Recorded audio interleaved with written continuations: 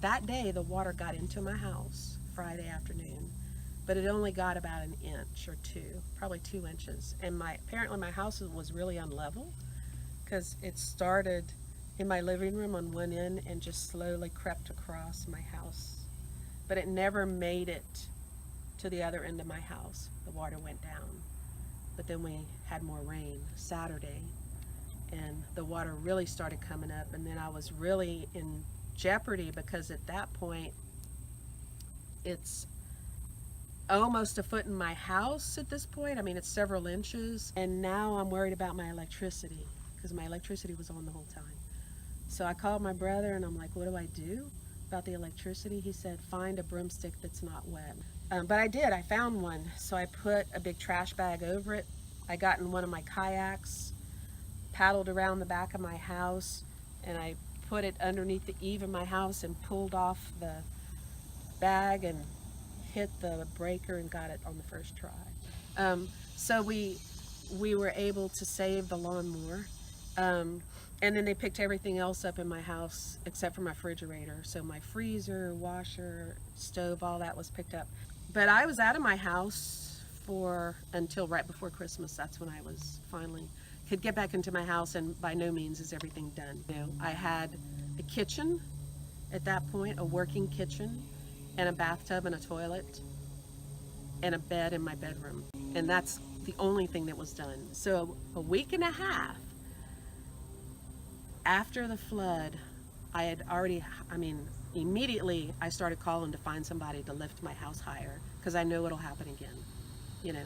And I had a foot of water in my house, so I don't want that to happen again. So what they did, it's a little more than 2.5 feet higher, so it's on really tall piers. It reaches, the floor of my house reaches me right here when I stand outside. It will not flood.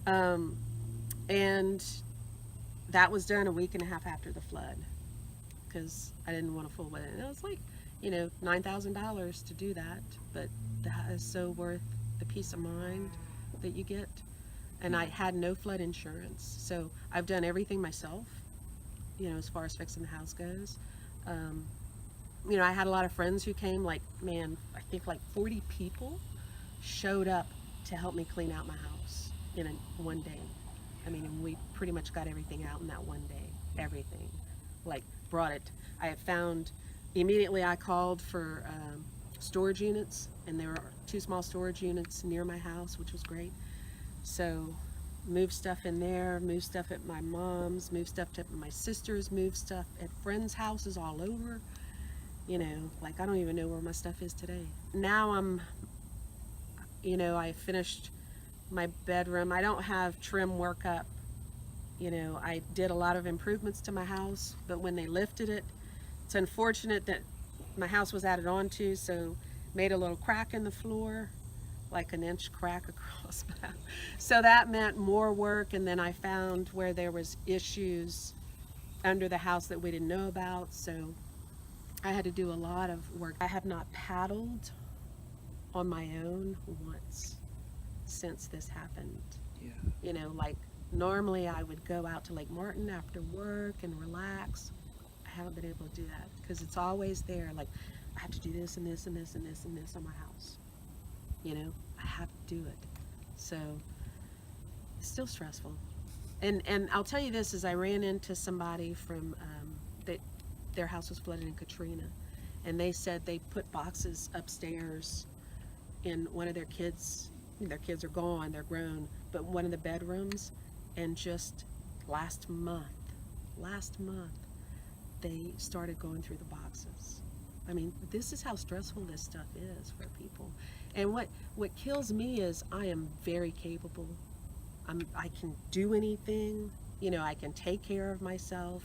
I can do any of the woodwork. Anything. I kind of built the house when I moved it there.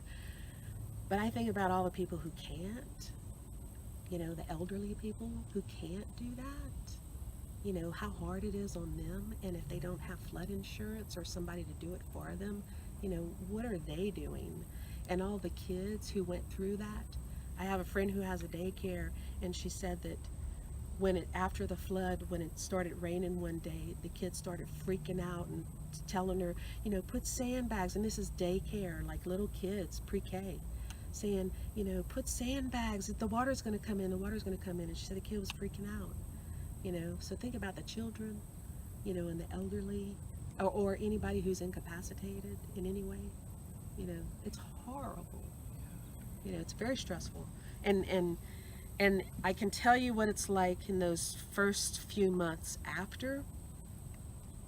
You don't think about anything else. And you can't think about every single thing that you have. You can only think about, I need to do this right now. And you do that. Because there's so much that needs to be done. And then, I need to do this right now. And you do that. It's really overwhelming.